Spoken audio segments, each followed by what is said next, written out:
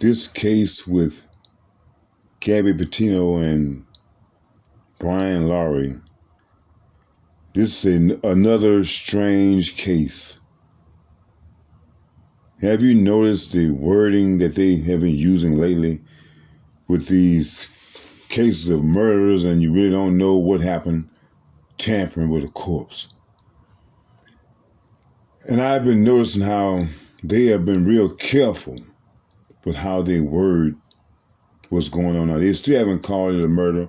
They still call it a missing person. And I'm wondering, why was Brian, it's like, this guy was helped. A lot of guys, hey, and including myself, know that. Well, I know here in Texas, if someone calls the cops and says that a guy is slapping some lady around, when the cops get there, they're going to ask that lady one question. Did he put his hands on you? That's it. Don't have to be a slap. Don't have to be a push. Did he touch you? Why wasn't Gabby treated the same way? I'm just wondering. If they had a 911 call and the person that made the call said they witnessed Brian Laundrie slapping Gabby Petito around, why didn't the cop treat it like that when he arrived on the scene? Why, when he got there, he like, well, I see scratches on him. I don't see nothing on her. So, I mean, maybe she started, and the best thing I think they should just separate for the night and just, I just don't understand what is wrong with policing today. It's like cops don't really use common sense. There needs to be some borderline laws just straight across the board. When they give cops this power of discretion, that's where a big mistake lies all the time. A cop's discretion. And why didn't this cop feel the need to protect Gabby? Why did he feel the need to just squash this? Just make it go away. Everybody go home and have a good night's rest and come back out tomorrow. I don't understand that. I don't understand the timeline. When she was actually reported missing. The time that elapsed. Because we don't know how long, well, after the autopsy, they'll be able to tell how long she's been deceased, how long she's been out there in the wilderness.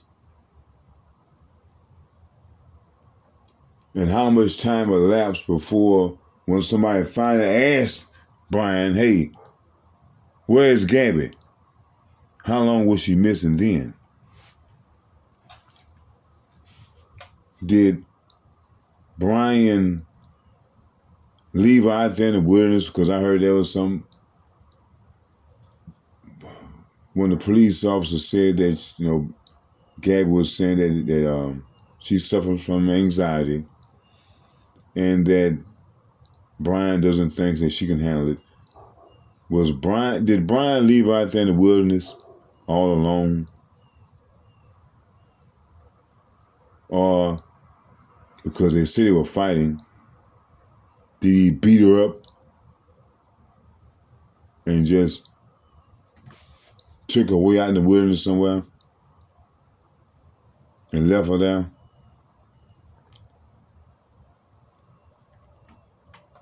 When they reported Gabby missing, And I just don't understand when the cops went to the house and the guy lawyered up and all this type of stuff. Well, right then he would have been a suspect. Why wasn't the house up under surveillance? That's one thing I don't understand. Because he just up and left. And his parents, they're going to get themselves in a lot of trouble behind trying to protect their child, which I can understand, being a parent. The lengths that you will go to protect your child. But this guy here is he's wrong. And when his parents said that they went out there to go pick up his car because, they didn't get an answer from him, he left it out there and so they don't bring it back. Well, how is he supposed to get back home?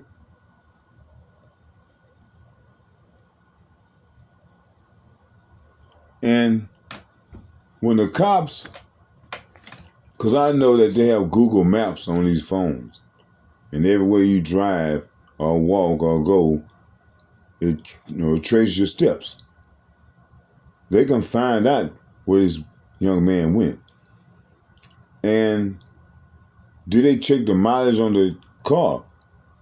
The parents say they took it right back home. So, there's a lot of things they can do to find out, to try to trace what happened. And then when they said that the young man went on a hike and just left, how do we know that's true? There have been sightings of him, and it looked just like him.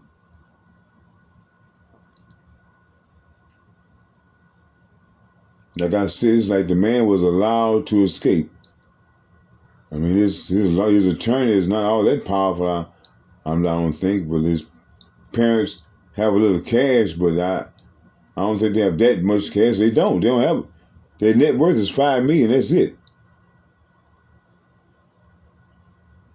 And this case here might take all that.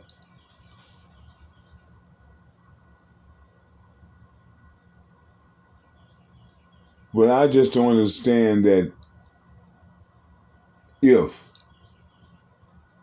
the police would have, first of all, the first police officer that encountered them after the 911 call would have actually took them in and got both evaluated, this probably would have been prevented. And if the police in Florida would have taken Brian in then on suspicion of whatever, murder, kidnapping, well, at least you would have your suspect because now you have the body. They are really looking hard at his parents now because they're saying that they aided and abetted and contributed to him escaping, which, as I said, any parent would do that. But the police department still have to bear some of the blame in this as well. Because they had him and let him get away. And as I said, there needs to be some borderline rules when it comes to policing. And quit giving officers discretion to let this person go and to take this person to prison. Because it always seems as if they always slip up and let the wrong person go. Now the FBI and everybody else is involved when they're making this out of a real big case, when this case could have been solved when they first got the report that Gabby was missing. They left together one came back. Not one says that he's to speak with my attorney. Okay, well, your attorney can talk with you in prison, in jail. And that's what they should have did, but all I can really say and all I can really see is because there has to be some type of money. Maybe they know Brian in that community, the officers. And they let him go. They thought that, hey man, well, just keep tight here. And we'll get back with you. They did no surveillance and watched the house because they thought that they knew him. Goes to show how much you know. Now Brian is somewhere walking around, maybe, trying to figure out if he should kill himself, go off the grid, or turn himself in. But I really would like to know what his parents have to say as to what did they ask him when he came back home alone. They didn't ask him because they said that Gabby was living with them. They didn't ask him, hey, where's Gabby? If they did, what was his reply? And then when the reports came that Gabby was missing, if what you're saying is true, I'm quite sure that you asked him again, hey man, where's Gabby? What was his reply?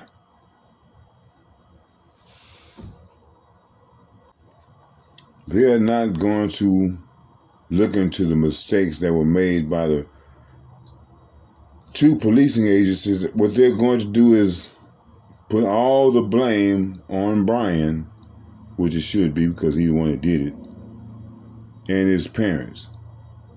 It's hard to have some type of sympathy on them from the way they covered up for their child. I wish I could understand, as I say, but at some point, the child got to go down by itself. Usually what I've noticed with cases like this, they drag it out for a couple of years. The reason why I say that this case might break the Laundries. Might file for bankruptcy or something. Because they're going to drag this case out. Especially if they find him, if they find him dead or alive, they're going to drag it out. And I really feel sorry for the family of the Petitos. But people should have to learn, man, that I'm just not that trusting of a person. I know that people can lose control and get mad, lose their temper, will do things that they normally wouldn't do, but they'll do it. And letting my daughter going out on a road trip with a guy, I mean, she's grown. I understand that, but wow. I mean, sometimes, like you say, look at the outcome. So sometimes you just can't be that trusting of a person. And usually when people, like I say, once I get that first indication of some type of hostility, I'm out of there. Thanks for the good times. But peace, baby. That's just how I am. But a lot of people will stay right there until they'll build up enough anger to where they want to do bodily harm to a person. That's because you sat there and let yourself get that angry. Before you get that angry, you're supposed to get out. But I really do hope that they catch him. And if they do catch him, I don't really know what will be a fitting punishment for a person that commits murder. I mean, I just don't know, because no matter the punishment, it does not heal the pain that the family is going to go through, what they're going to feel. Is not going to heal that pain. But my condolences to the family. And just remember this one thing. Time heals all wounds.